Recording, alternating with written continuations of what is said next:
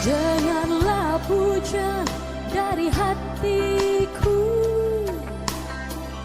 ku bersyukur selalu kepadamu.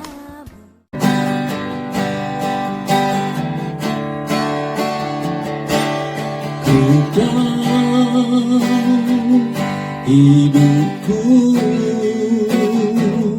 adalah penyembahan. Kau ciptakanku dalam kemuliaan.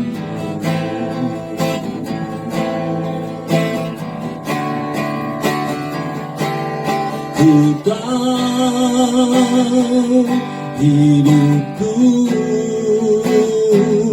berharga di matamu. Segenap hidupku persembahkan.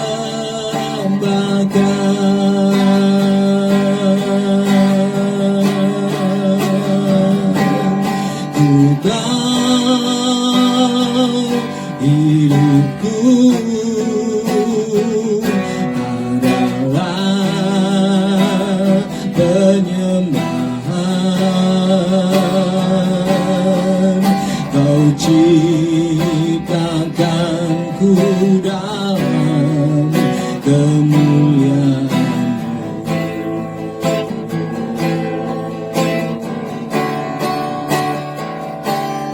Ku tahu hidupku berharga di matamu.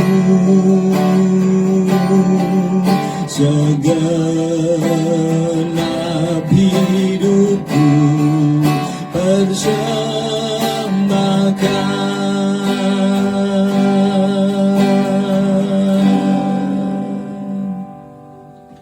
Mari bersama-sama kita akan menerima firman Tuhan. Siapkan Alkitab Bapak Ibu Saudara. Kita bersama-sama membuka di dalam Kejadian pasal yang ke-39. Kita akan baca di ayat yang ke-10. Saya akan bacakan Kejadian 39 ayat yang ke-10. Walaupun dari hari ke hari perempuan itu membujuk Yusuf, Yusuf tidak mendengarkan bujukannya itu untuk tidur di sisinya dan bersetubuh dengan dia. Kita tahu apa yang sudah terjadi di dalam kehidupan Yusuf, dan saat ini kita akan belajar beberapa hal. Yang pertama, kita harus sadar bahwa dosa itu tidak pernah absen. Setiap hari dia datang untuk menghampiri kehidupan kita. Bahkan dia berusaha untuk berkuasa di dalam kehidupan kita. Kita lihat setiap hari dosa itu datang menghampiri Yusuf. Tetapi ada sesuatu yang harus kita perhatikan di dalam respon Yusuf menghadapi dosa-dosa yang datang setiap hari di dalam kehidupannya. Dia hanya mempunyai satu komitmen bahwa hidupnya hanya untuk penyembahan kepada siapa? Kepada Yesus. Hidupnya hanya dipersembahkan kepada Tuhan. Karena itu dia benar-benar berusaha dengan pertolongan Tuhan. Dengan dia belajar setia untuk melakukan firman Tuhan. Karena itu yang menjadi kekuatan Yusuf, untuk Yusuf hidup benar-benar tanpa dosa. Dia tidak membiarkan ruang sedikit pun di dalam hidupnya untuk disentuh oleh dosa. Sampai dikatakan dia lari. Itu satu komitmen yang luar biasa, satu perjuangan di mana dia benar-benar hanya mempersembahkan hidupnya, tubuhnya ini hanya untuk Sang Raja, yaitu Tuhan. Kita tahu bahwa yang disodorkan itu bukan sesuatu yang tidak menyenangkan di dalam kehidupan secara jasmani. secara kedagingan. Di dalamnya kalau Yusuf mau melakukan dosa yang ditawarkan oleh iblis, di dalamnya itu ada kenikmatan. Ada banyak hal yang Yusuf akan terima, keuntungan-keuntungan. Ya. Ada keindahan, ada yang sangat menyenangkan yang akan Yusuf rasakan di dalam kehidupannya secara jasmani, secara kedagingannya. Tetapi Yusuf sangat tahu bahwa itu semuanya sia-sia dan itu akan membawa Yusuf di dalam kehidupan yang berdosa di hadapan Tuhan. Dan itu betapa kita sangat membutuhkan Tuhan setiap hari, setiap saat. Kita lihat bahwa Yusuf setiap hari dia benar-benar mengundang Tuhan di dalam kehidupannya. Sehingga dia mempunyai kekuatan yang dari Tuhan untuk dia menghindar, bahkan dia lari dari yang namanya dosa. Ya, dia tahu bahwa hanya Yesus yang dapat mengalahkan dosa. Sebab Tuhan sudah mengalahkan maut. Jadi seperti yang saya katakan, kita sangat benar-benar membutuhkan Yesus ada tinggal di dalam kehidupan kita. Sesuatu yang sangat mustahil. Manusia berkata, aku akan hidup benar dan tanpa dosa, benar-benar menjauhi dosa, tetapi tidak ada Yesus di dalam hidupnya. Itu sesuatu yang mustahil. Karena manusia itu benar-benar bisa terhindar dan bisa terbebas, putus dari dosa, kalau Tuhan Yesus tinggal di dalam kehidupannya. Ya. Yusuf sangat tahu bahwa iblis akan menggagalkan sesuatu yang besar, sesuatu yang mulia, sesuatu yang ajaib yang sudah Yesus rancangkan di dalam kehidupan Yusuf. Kehidupan orang-orang yang benar-benar menjaga hidupnya hanya dipersembahkan kepada Tuhan. Kita lihat bahwa dia di dalam perjalanannya, satu saat akhir perjalanannya, dia menjadi orang yang satu-satunya orang yang berkuasa di tengah-tengah musibah kelaparan yang sangat besar waktu itu. Mari kita rapatkan hidup kita kepada Yesus supaya kita benar-benar bisa tidak hidup di dalam dosa. Waktu kita tidak hidup di dalam dosa, kita sedang membiarkan rencana Tuhan yang mulia, yang besar itu terjadi di dalam kehidupan kita. Ya, kita lihat waktu apa yang terjadi di dalam kehidupan Yusuf, apa upah yang Tuhan berikan waktu Yusuf benar-benar menjaga hidupnya hanya untuk dipersembahkan kepada Tuhan, bukan dipersembahkan kepada hal yang sia-sia, bukan dipersembahkan kepada segala hal yang menyenangkan, yang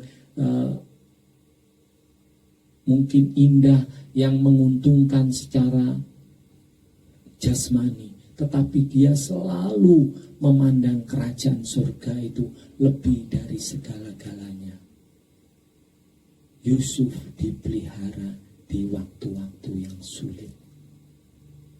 Hari-hari ini kita tahu bahwa semua orang mengerti bahwa waktu-waktu yang sulit, waktu-waktu yang sukar, tidak ada sesuatu yang bisa diharapkan lagi. Tetapi kita lihat apa yang dialami Yusuf. Sekali lagi saya mau katakan, mari rapatkan hidup kita dengan Tuhan. benar-benar mempunyai komitmen seperti Yusuf, bahwa hidup saya hanya untuk penyembahan, hanya untuk kerajaan, hanya untuk Tuhan. Saya tidak mau mengotori, saya tidak mau mencemarkan kehidupan saya, hanya benar-benar untuk melakukan setia apa yang Tuhan katakan. Kita akan dipelihara dan diselamatkan di masa-masa yang sulit. Kita tahu bahwa keadaan dunia ini tidak pernah akan membaik, tetapi akan terus mengalami sesuatu yang buruk. Artinya banyak kesukaran, banyak hal-hal kesulitan yang akan terjadi di dunia ini. Tetapi kita belajar pagi hari ini di dalam kehidupan Yusuf, waktu kita benar-benar komitmen untuk kita hidup bebas dosa. Ya, hari-hari ini banyak orang berusaha bebas virus. Negara-negara dimanapun di bumi ini berusaha bebas virus. Tetapi pagi hari ini ada pesan yang lebih mulia yang Tuhan sampaikan kepada kita. Bagaimana kita benar-benar mempunyai kehidupan yang bebas dosa. Tidak sedikit pun kita memberikan ruang untuk dosa menyentuh kita.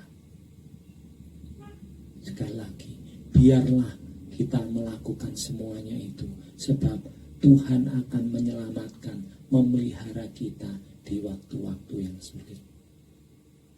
Mari kita berdoa. Haleluya, Yesus Tuhan.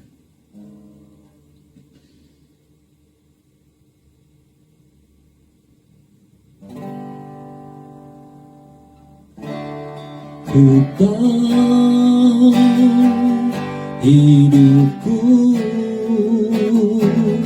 adalah penyembahan. Kau ciptakanku dalam kemuliaan-Mu.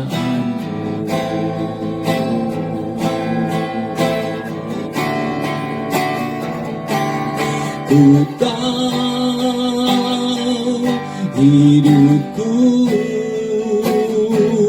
berharga di mata-Mu. Segenap hidupku persembahkan.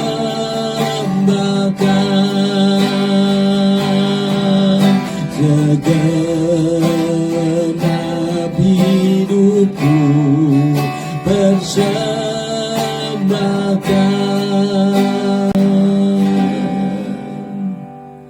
Terima kasih buat firman-Mu Tuhan. Dan kami bersuka cita sebab kami percaya kehidupan kami sangat berharga di hadapan-Mu. Engkau ciptakan kami dengan penuh dengan kemuliaan. Terima kasih Tuhan. Pagi hari ini kami mempersembahkan seluruh hidup kami. Kami percaya Tuhan, kalau ada kesakitan di dalam kehidupan kami, di dalam nama Yesus, Engkau datang memberikan kesembuhan pagi hari ini. Di dalam segala tantangan, di dalam segala masalah, di dalam segala kesulitan, kami sudah datang Tuhan, membiarkan firman-Mu tinggal di dalam kehidupan kami. Kami percaya Tuhan, firman-Mu itu Tuhan yang memerdekakan, sehingga kami boleh mengalami kemenangan dari segala tantangan kami, dari segala masalah kami, dari segala kesulitan kami. Kami tahu hari ini kami sudah memilih untuk menang, sebab kami datang kepada-Mu Tuhan, dan membiarkan Engkau berkuasa tunggal atas kehidupan kami. Terima kasih banyak Tuhan. Kami terus akan membiarkan hidup kami hanya untuk kerajaan-Mu, hanya untuk Engkau, hanya dipersembahkan untuk melakukan semua apa yang Engkau perintahkan Tuhan, yang Engkau ucapkan di dalam firman-Mu. Terima kasih, terpujilah nama-Mu Tuhan. Kami mengucap syukur, kami mau melangkah hanya di dalam satu nama, Tuhan Yesus Kristus. Haleluya. Amin. Selamat hidup berkenan di hadapan Tuhan. Mari kita terus menikmati kehidupan ini yang penuh dengan keindahan bersama Tuhan. Nikmati kerajaannya di dalam setiap kita, di bumi dan seperti di surga. Jadilah berkat dan terus bertumbuh di dalam gereja kita masing-masing. Ingat, jangan membangun gereja Tuhan hanya di dalam gedung gereja, tetapi biarlah kita terus mau menjaga untuk membangun gereja Tuhan itu di dalam kehidupan kita sehari-hari. Terpujilah nama Tuhan. Tuhan Yesus memberkati.